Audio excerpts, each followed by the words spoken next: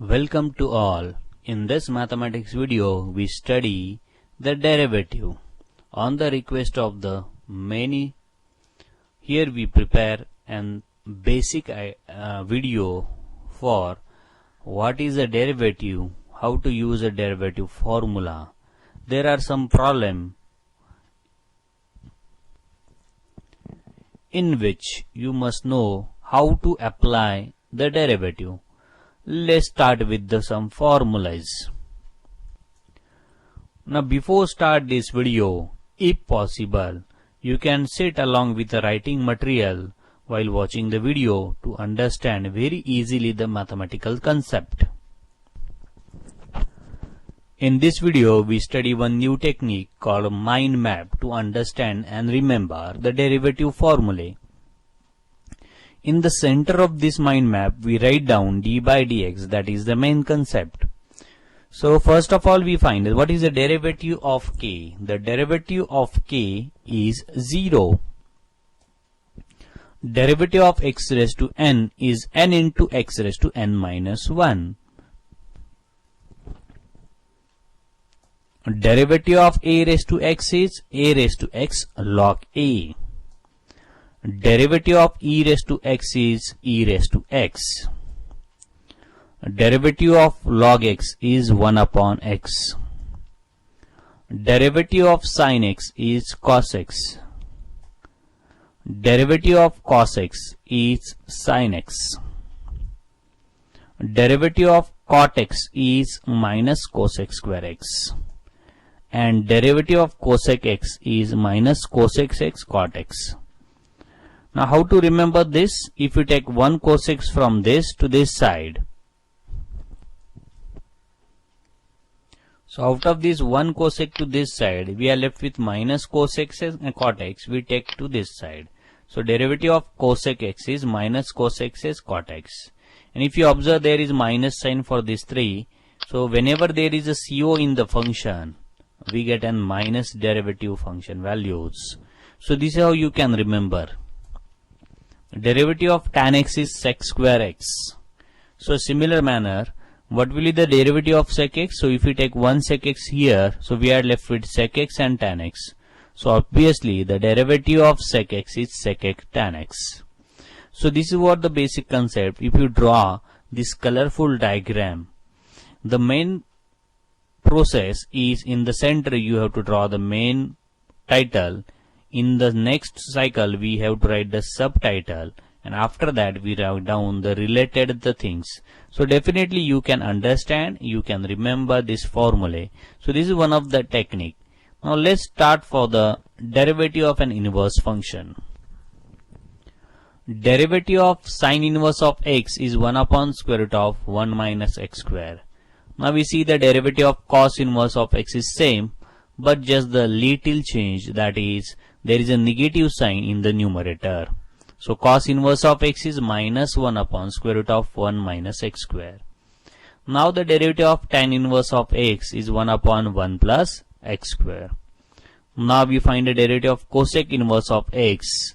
So cosec is a reciprocal of sine. If you observe here, there is a plus 1. So here what we have, the minus 1.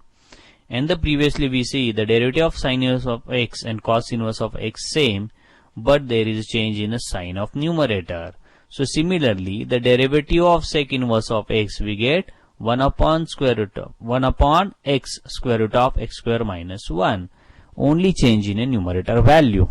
So if we apply the same relation for cot inverse of x, for cot inverse of x, we get this is change in the numerator value of tan inverse of x, that is minus 1 upon 1 plus x square. You can understand the derivative in a single line. So let's understand what is the derivative of 3 with respect to x. So before going for the derivative, understand what is a variable. So here variable x, and x is not present in a 3. So derivative of 3 is 0. Similarly, the derivative of a is 0 because here the variable is x.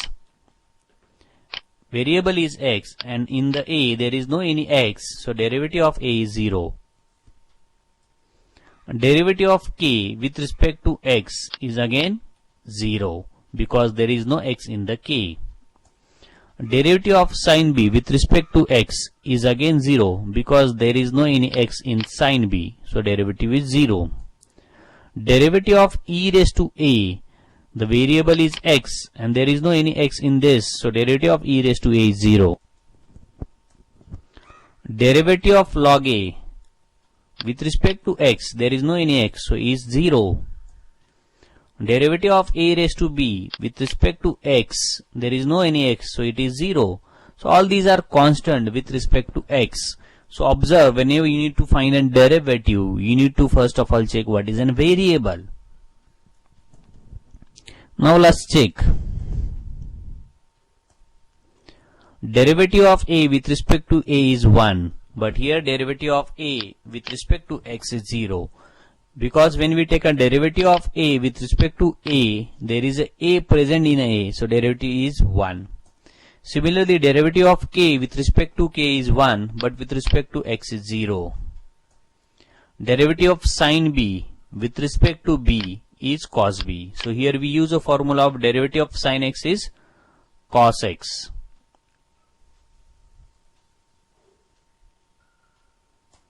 Now derivative of e raised to a with respect to a is e raised to a. So if we take a derivative of e raised to x with respect to x, we get e raised to x. Now derivative of log a with respect to a, we use a formula of derivative of log x is 1 upon x. Similarly, derivative of a raised to b with respect to a. So here we use a formula x raised to n, it is n into x raised to n minus 1. So we get b a raised to b minus 1. Derivative of a raised to b with respect to b. So here the variable is b. So we use a formula a raised to x. Derivative of a raised to x is a raised to x log a. So here we get a raised to b log b. So the conclusion of this, the single line statement for the derivative, first of all understand what is a variable. Once you know the variable, it is easy to apply the formula. So most of the time I get the comment that I know what is a derivative, but how to apply the derivative and where to apply, that is the main problem. So remember, find a variable, it is a solution, it is the answer for all these questions. Now we find some example related to the derivative of x raised to n. Derivative of x raised to n is n into x raised to n minus 1. So first of all we write 4 x raised to 4 minus 1, that is 4x raised to 3. Now take one more example. Derivative of x raised to minus 4 is again n, that is minus 4, x raised to n minus 1, that is minus 4 minus 1. So get minus 4 x raised to minus 5. Again, derivative of x raised to 1 by 2, we take in fraction. So it is again n, x raised to n minus 1. So we get 1 by 2 x raised to minus 1 by 2. So hope you understand how we apply the derivative of x raised to n. Now we go through some properties. Derivative of u plus v, that is addition of two functions. Here we apply the derivative separately. So derivative of u plus derivative of v. Let's take in one example. Derivative of x square plus sin x. So we apply derivative separately on x square and sin x. So we get derivative of x square is 2x plus derivative of sin x is cos x. So whenever there is an addition of a two function, we can apply the derivative separately. Let's go for the next property, that is derivative of subtraction of two function. Here again we apply the derivative separately. So we get derivative with the help of example. We understand derivative of x square minus sin x. So derivative of sin x square minus the derivative of sin x. Derivative of x square is 2x and derivative of sin x is cos x. So this is how we can apply the derivative on to the separate function. Now we see the another property, that is derivative of constant with a function. So here we take a constant outside. So already we study what is a constant. Whenever there is no variable present in that function, it is called constant. So derivative of 4x cube, here the 4 is constant, so we take it outside, and derivative of x cube is 3x square. So the final answer is 12x square. So let's take one more example. Derivative of x cube cos a. So here if you observe, our variable is x and there is no any x in cos a. So definitely that is a constant. So we take cos a outside and derivative of x cube is 3x square. So finally we get 3x square cos a. So this is how we can apply the property. Now if there is a derivative of product of two functions, we keep first outside and we take a derivative of second, and then we take second outside and we take a derivative of first. So this is how we can apply. Let's take an example, derivative of x square sin x. So we first of all take x square outside, derivative of sin x, and then we take the sin x outside and derivative of x square. So x square outside, derivative of sin x plus sin x, x square outside. So what is the derivative of sin x? Derivative of sin x is cos x and derivative of x square is 2x. So finally we get this.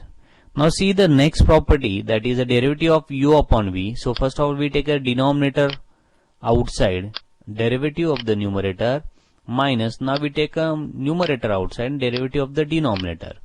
There is a subtraction in between these two, remember this, divide by the denominator square. So let's understand this with the help of an example. So derivative of x square upon sin x. So first of all we take sin x outside, derivative of x square minus, now we take x square outside, derivative of sin x, divided by denominator square, that is sin x square. So we get derivative of x square is 2x and derivative of x sin x is cos x divided by sin x square. So if you understand how to apply this property. Now let's go with the chain rule. It is due to the chain rule we can solve very complex derivative functions with the help of this chain rule. So first of all try to understand what is a chain rule. So let's take an example. Now we want to find out a derivative. For this particular chain rule we need to focus on an outside function. So we know what is the derivative of log x. So you say that there is no any x here.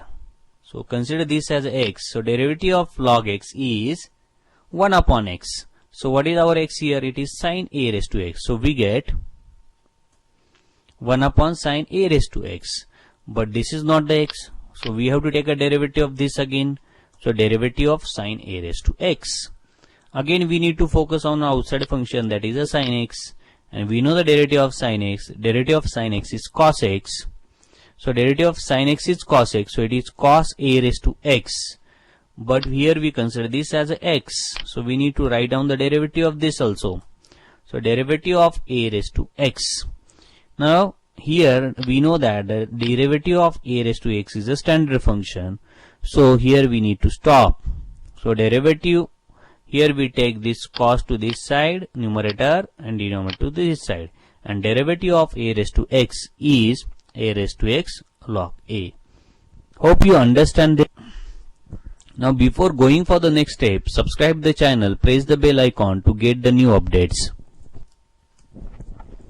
Let's take one more example. If you observe, the first function is sin x and the derivative of sin x is cos x. Consider this as a x.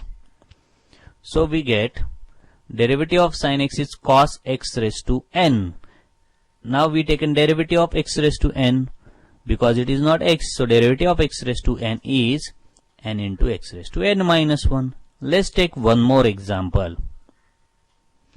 So here if you consider this as x, our standard function is x raised to n. So derivative of x raised to n is n into x raised to n minus 1, and we need to take a derivative of sin x. So derivative of sin x is cos x. So derivative of sin x is cos x. So this is how we can apply the chain rule. Hope you understand. When you want to solve the derivative, first of all you need to focus on the variable. What is a variable for the derivative? Then note down all the functions in the questions. So once you note down all the function, you must know what are the formulas we have to use. and find out is there any composite function so that you can apply the Chern rule. Hope you understand. Thank you. Visit again. Subscribe the channel to get the new updates. Do your best. Thank you. नमस्ते, आपका mathematics के video के channel में स्वागत है। इस video में हम देखेंगे कि डिफरेंशिएशन क्या है और डेरिवेटिव क्या है। बहुत सारे स्टूडेंट के रिक्वेस्ट पे ये वीडियो मैं हिंदी में बना रहा हूँ।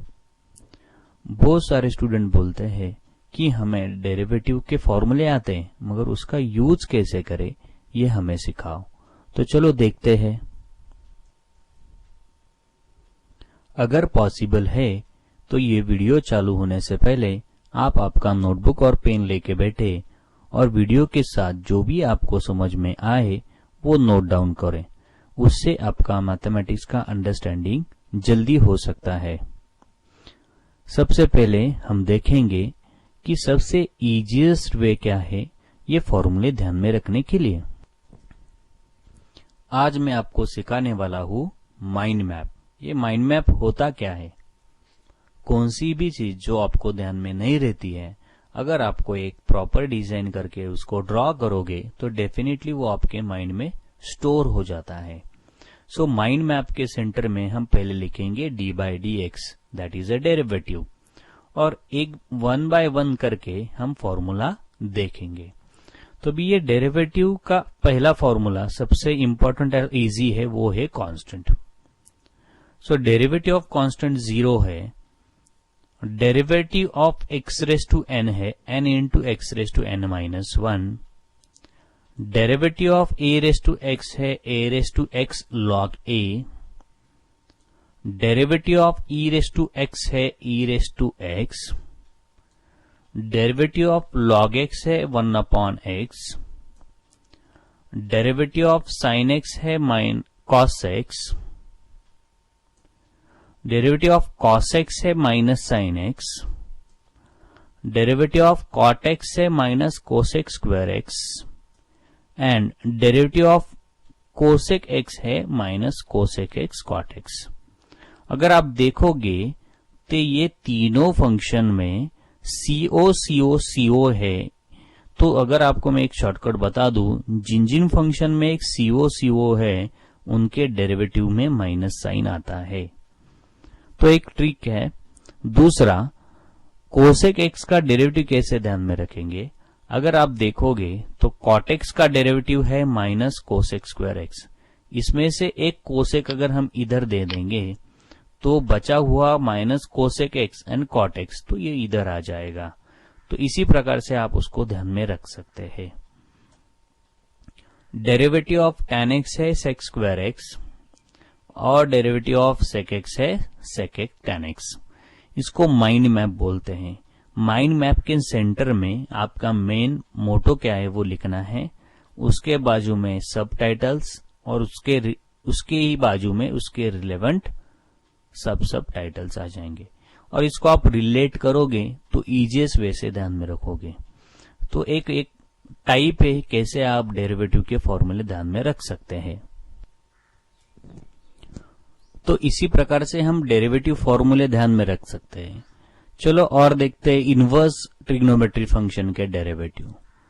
तो derivative of sine inverse of x आता है 1 upon square root of 1 minus x square, और derivative of cos inverse of same आता है, सिर्फ उसका न्यूमरेटर रहता है वो रहता है negative. So cos inverse of x का न्यूमरेटर है minus 1 upon square root of 1 minus x square. Derivative of tan inverse of x आता है 1 upon 1 plus x square. Derivative of cosec inverse x आता है minus 1 upon x square root of x square minus 1।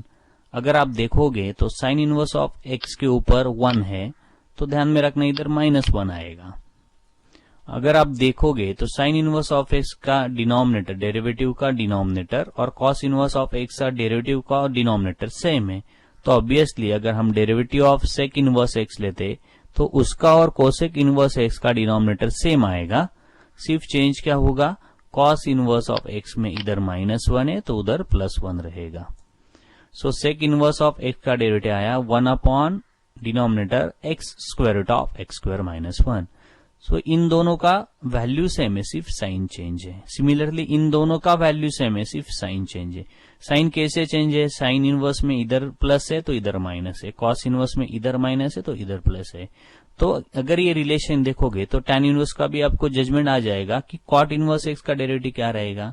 तो ये 1 का sign change करेंगे और denominator same रखेंगे, तो हमें मिलेगा cot इनवर्स ऑफ x का derivative minus 1/1 plus x square. ये सब हो गया फॉर्मूला। कुछ स्टूडेंट बोल रहे हैं सर मुझे फॉर्मूला याद रहता है मगर यूज कैसे करना है मालूम नहीं। तो आज मैं आपको डेरिवेटिव एक सिंगल लाइन के स्टेटमेंट से बता दूंगा कि डेरिवेटिव एक्चुअली होता क्या है। अगर आप देखोगे तो ये डेरिवेटिव में जो x है ये सबसे इंपॉर्टेंट रोल प्ले करता है। अगर आपको ये x समझ में आया तो सब समझ में आया।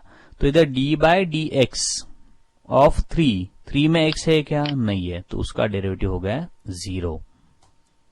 D by d x of a, अभी इधर वेरिएबल क्या हमारा x और इधर क्या a में x है क्या? नहीं, तो उसका डेरिवेटिव क्या हुआ? 0। D by d x of k में x है क्या? नहीं, वेरिएबल क्या है हमारा x, तो डेरिवेटिव क्या हुआ? 0। D by d x of sine b में हमारा वेरिएबल x नहीं है तो डेरिवेटिव हो गया 0। D by d x of e raise to a, हमारा वेरिएबल है x और e रेस टू a में x नहीं है तो उसका डेरिवेटिव हो गया 0। D by d x of log a, इधर लॉग a में x नहीं है तो उसका डेरिवेटिव हो गया 0। D by d x of a raise to b में भी x नहीं है तो उसका डेरिवेटिव हो गया 0। सो ध्यान में रखना, डेरिवेटिव विथ रिस्पेक्ट टू क्या निकालते हैं, इसका मीनिंग यही है कि डेरिवेटिव में वेरिएबल क्या होना चाहिए फंक्शन में। चलो देख लेते हैं कि वेरिएबल होता क्या है, वो कैसे काम करता है। तो अगर हम ये डेरिवेटिव ऑफ a, इधर हमने डेरिवेटिव ऑफ a लिया विथ रिस्पेक्ट टू x, वो आया था 0। अगर इसका ही a का डेरिवेटिव हम विथ रिस्पेक्ट टू a लेंगे तो वो आएगा 1। सिमिलरली अगर derivative of k with respect to k लेंगे तो आएगा 1, मगर वो विथ रिस्पेक्ट टू x आएगा 0। Derivative of sine b with respect to b आएगा cos b, मगर उसका variable derivative with respect to x लेंगे तो वो आएगा 0। तो इसी प्रकार से वेरिएबल अपना रोल प्ले करेगा तो डेरिवेटिव वैल्यू डिफरेंट आ सकती है। चलो और देखते हैं। D d a of e raise to a is e raise to a, इधर विथ रिस्पेक्ट टू एक्स उसका आया था 0, मगर इधर वेरिएबल a है और इसमें वेरिएबल a है, तो ऑब्वियसली हम यूज करेंगे e रेस टू एक्स का फॉर्मूला, और e रेस टू एक्स का फॉर्मूला आता है e raise to x and derivative आता है e रेस टू एक्स। और एक देखते हैं, derivative of log a with respect to a is 1 upon a. We use a formula derivative of log x is 1 upon x. चलो और देखते हैं ना।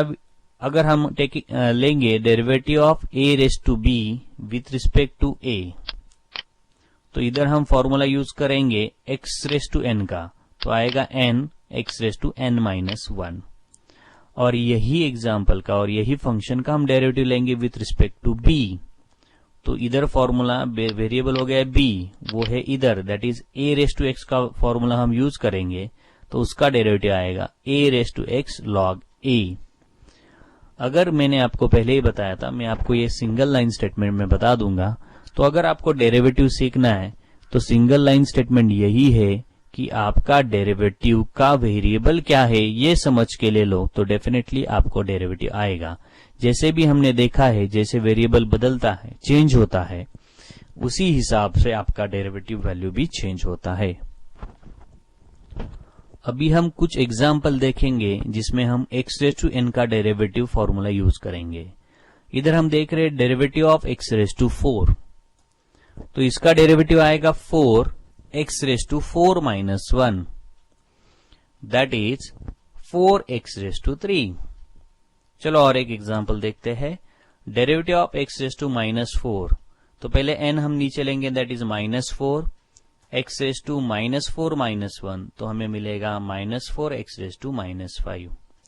चलो और एक एग्जांपल लेते हैं फ्रैक्शन वाला। Derivative of x raise to 1/2 आएगा 1/2 x raise to 1/2 -1 means 1/2 x raise to -1/2। इसी प्रकार से हम फॉर्मूला यूज करेंगे derivative of x raise to n का। अभी थोड़े प्रॉपर्टीज देख लेते हैं डेरिवेटिव के। अगर दो फंक्शन की एडिशन है और उसका डेरिवेटिव निकालना है तो दोनों फंक्शन से हम सेपरेट डेरिवेटिव अप्लाई करके उसका डेरिवेटिव निकालेंगे। चलो एक एग्जांपल देख लेते हैं। Derivative of x square plus sine x, तो हम क्या करेंगे, एक्स स्क्वायर को अलग से डेरिवेटिव अप्लाई करेंगे और साइन एक्स को अलग से डेरिवेटिव अप्लाई करेंगे, तो हमें मिलेगा डेरिवेटिव ऑफ एक्स स्क्वायर क्या है, डेरिवेटिव ऑफ एक्स स्क्वायर यानी एक्स रेज टू एन का फॉर्मूला, तो वो आएगा 2x and derivative of sine x क्या आएगा, वो आएगा cos x। तो मेरे ख्याल से आपको समझ में आया, जब दो फंक्शन का एडिशन रहेगा तो डेरिवेटिव हमको सेपरेट अप्लाई करना है। चलो अब हम देखते हैं अगर दो फंक्शन का सब्ट्रैक्शन है तो क्या करना है। चलो एक एग्जांपल लेते हैं, derivative of x square minus sine x, तो हम दोनों फंक्शन को सेपरेटली डेरिवेटिव अप्लाई करेंगे। तो derivative of x square minus derivative of sine x, so derivative of x square आएगा 2x and derivative of sine x आएगा minus cos x. चलो next property देखते हैं, derivative of constant multiply with the function, तो क्या आएगा, तो हमें इधर कांस्टेंट को बाहर लेना है क्योंकि वो कांस्टेंट के ऊपर डेरिवेटिव का कुछ इंपैक्ट नहीं होता है, तो हम कांस्टेंट बाहर लेंगे। चलो एक एग्जांपल लेते हैं, डेरिवेटिव ऑफ 4x क्यूब, अब इसमें 4 जो है, जो 4 है वो है कांस्टेंट, तो उसको हम बाहर लेंगे। सो 4 बाहर लेने के बाद डेरिवेटिव ऑफ एक्स क्यूब लेंगे, तो डेरिवेटिव ऑफ एक्स क्यूब क्या आएगा, 3x square. So final answer आएगा 12x स्क्वायर। चलो और एक एग्जांपल लेते हैं, derivative of x cube cos a, अगर आप इधर देखोगे तो वेरिएबल है अपना x और ये कॉस ए में तो x है नहीं, तो कॉस ए क्या हो गया, कांस्टेंट, तो हम कॉस ए को बाहर लेंगे। Derivative of x cube, what is the derivative of x cube, it is 3x square. इसी प्रकार से हम अगर कांस्टेंट मल्टीप्लाई विद फंक्शन रहेगा तो हम कांस्टेंट को बाहर लेंगे। सो फाइनल आंसर मिलेगा 3x स्क्वायर कॉस ए। अगर दो फंक्शन का प्रोडक्ट है और हमको डेरिवेटिव लेना है तो सिंपल सा ध्यान में रखना है, तो पहले वाले को हम बाहर रखेंगे और दूसरे वाले का हम डेरिवेटिव लेंगे। अभी हमने दूसरे वाले का डेरिवेटिव लिया इसलिए उसको हम बाहर रखेंगे और पहले वाले का डेरिवेटिव लेंगे। चलो देख लेते हैं एक एग्जांपल। अगर हमें डेरिवेटिव निकालना है एक्स स्क्वायर साइन एक्स, तो पहले हम एक्स स्क्वायर को बाहर रखेंगे, साइन एक्स का डेरिवेटिव निकालेंगे, उसके बाद साइन एक्स को बाहर रखेंगे और एक्स स्क्वायर का डेरिवेटिव निकालेंगे और इन दो टर्म्स का एडिशन लेंगे। सो पहले एक्स स्क्वायर बाहर लिया, डेरिवेटिव ऑफ साइन एक्स लिया, उसके बाद साइन एक्स बाहर लिया, डेरिवेटिव ऑफ एक्स स्क्वायर लिया। So derivative of sine x क्या आता है cos x, sine x as it is आएगा और डेरिवेटिव ऑफ एक्स स्क्वायर क्या आता है 2x। सो इसी प्रकार से हम ये फॉर्मूला यूज करेंगे। अभी दो फंक्शन का अगर डिवीजन है तो उसका फॉर्मूला कैसे आएगा, प्रॉपर्टी कैसा बोल रहा है, जो डिनोमिनेटर है उसको हम पहले ऊपर लेंगे बाहर और न्यूमरेटर का हम डेरिवेटिव लेंगे, उसके बाद न्यूमरेटर को बाहर लेंगे, डिनोमिनेटर का हम डेरिवेटिव लेंगे और ये डिनोमिनेटर का स्क्वायर से हम डिवाइड करेंगे। चलो एक एग्जांपल लेते हैं। अब इस एग्जांपल में पहले हम बाहर लेंगे साइन एक्स को और उसके बाद डेरिवेटिव लेंगे हम एक्स स्क्वायर का, उसके बाद हम एक्स स्क्वायर को बाहर लेंगे और साइन एक्स का डेरिवेटिव लेंगे और डिवीजन उसको साइन एक्स स्क्वायर से डिवाइड करेंगे। तो साइन एक्स बाहर लिया, एक्स स्क्वायर का डेरिवेटिव लिया, उसके बाद एक्स स्क्वायर बाहर लिया, साइन एक्स का डेरिवेटिव लिया और उसको डिवाइड किया साइन एक्स स्क्वायर से। तो अभी इसका डेरिवेटिव ऑफ एक्स स्क्वायर क्या आएगा, डेरिवेटिव ऑफ एक्स स्क्वायर आएगा 2x and derivative of sine x आएगा cos x। So this is how, इसी प्रकार से हम सॉल्व करेंगे अगर दो फंक्शन का डिवीजन है तो। अगर आपने मेरे चैनल को सब्सक्राइब नहीं किया रहेगा तो सब्सक्राइब करो, बेल आइकॉन को प्रेस करो तो आपको जो भी मैं नए वीडियो बनाऊंगा उसका अपडेट मिलते रहेगा। चेन रूल, ये चेन रूल के कारण डेरिवेटिव बहुत ही इजी हो चुका है। अगर चेन रूल नहीं रहता तो डेरिवेटिव निकालना बहुत ही मुश्किल होता। चलो देख लेते ये चेन रूल क्या करता है। तो अभी समझो हमें डेरिवेटिव निकालना है log of sine of a raise to x का, तो इसका तो कोई स्टैंडर्ड फॉर्मूला है नहीं। तो ये चेन रूल ने क्या किया, जो आपको बाहर फंक्शन दिख रहा है उसका डेरिवेटिव निकालो। हमें log x का डेरिवेटिव मालूम है, log x का डेरिवेटिव है 1/x, मगर इधर x तो है नहीं, तो ये जो पूरा है उसको हम x करेंगे। तो इसका डेरिवेटिव लेते समय हम लिखेंगे 1/x, मगर इधर x है हमारा sine a raise to x, तो उसको हम लिखेंगे 1/sin ax। अगर जो x हमने माना है वो स्टैंडर्ड है नहीं तो हमको उसका भी डेरिवेटिव लेना है, इसको बोलते हैं चेन रूल। सो हम लेंगे d d x of sine a raise to x. इसके बाहर वाला फंक्शन कौन सा है, वो है साइन एक्स।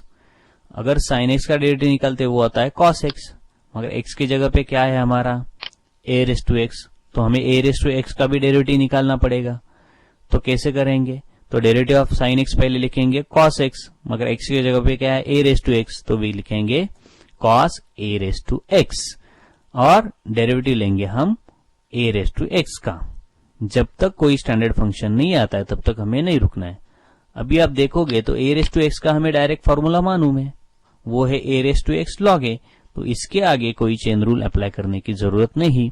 तो हम इसको ऐसे लिखेंगे, तो हमने ये कॉस एक्स इधर लिया, ये sine x as it is इधर लिखा, और derivative of a raise to x हम लिखेंगे a raise to x log a. इसी प्रकार से चेन रूल अप्लाई होता है। चलो और कुछ एग्जाम्पल देखते हैं जिससे आपको चेन रूल अच्छे से समझ में आए।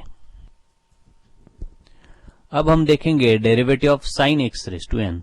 तो बाहर वाला फंक्शन है साइन, जिसका डेरिवेटिव हमें मालूम है, तो डेरिवेटिव ऑफ साइन आता है कॉस, तो cos x raise to n लिखेंगे। मगर हमने जो एक्स रेस टू एन है उसको एक्स माना है, वो तो स्टैंडर्ड फॉर्म में नहीं है, तो हमको उसका भी डेरिवेटिव लेना पड़ेगा। तो हम derivative of x raise to n लेंगे, और derivative of x raise to n क्या आता है, वो आता है n into x raise to n minus 1। चलो और एक एग्जाम्पल लेते हैं, derivative of sine x raise to n. अभी इधर आप ऑब्जर्व करोगे तो बाहर वाला फंक्शन कौन सा है, तो वो है एक्स रेस टू एन। कौन सा फंक्शन है, एक्स रेस टू एन। तो derivative of x raise to n क्या आता है, n into x raise to n minus 1। तो पहले हम वो लिखेंगे, और हमने किसको एक्स माना है, हम समझ रहे ये एक्स है, तो हमको उसका भी डेरिवेटिव लेना पड़ेगा, और डेरिवेटिव ऑफ साइन एक्स आता है कॉस एक्स। मेरे ख्याल से अभी आपको समझ में आया रहेगा कि अगर आपको फॉर्मूला आता है तो यूज कैसे करना है। तो एक सिंपल टेक्निक बताता हूं, जब भी आपको डेरिवेटिव का कौन सा क्वेश्चन दिखेगा उसमें से जो जो आपको स्टैंडर्ड फंक्शन दिख रहे हैं वो पहले स्टैंडर्ड नोट डाउन कर दो, वो सब फंक्शन के डेरिवेटिव राइट हैंड साइड में लिख दो, फिर चेक कर लेना उसमें से कौन सा कॉम्पोजिट रहेगा, तो वो हिसाब से उसका डेरिवेटिव निकालो। डेरिवेटिव से सबसे इंपॉर्टेंट की यही है कि वो डेरिवेटिव का वेरिएबल क्या है वो पहले जान लो। अगर आपको वेरिएबल समझ में आएगा तो डेफिनेटली आपको प्रॉब्लम सॉल्व हो जाएगा। Thank you, visit again, subscribe the channel to get a new update, do your best. धन्यवाद।